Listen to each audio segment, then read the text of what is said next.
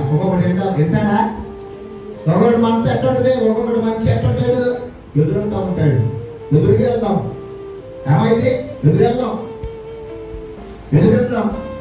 సౌలు బైబిల్లో కొత్త నిబంధనలో ఉన్న సౌలు ఎదురెళ్తున్నాడు. ఎప్పుడైతే ఎదురెళ్ళాడో ఏం చూశాడంటే ఒక వెలుగును చూశాడు.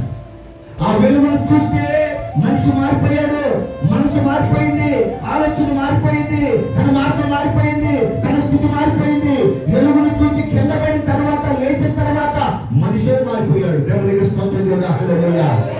ఎవరు మారయ్యా అంటే దేవుని చూచేవాడు, దేవుని చూచేవాడు మాట్లాడు, కానీ దేవుని చూడనివాడు మారడు.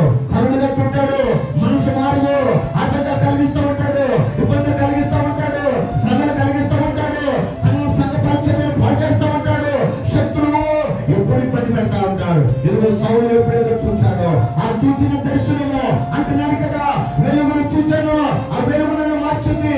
ఆయన లోకానికి వెలుగు, ఆయనను వెలిగించాడు, నా చీకటి పార్కున్నాడు, నా పాపాన్ని తీసివేశాడు, నా విధేయతను తొలగించాడు. నేను ఆయన కొరకు బ్రతుకుతా. దేవునికి స్తోత్రం.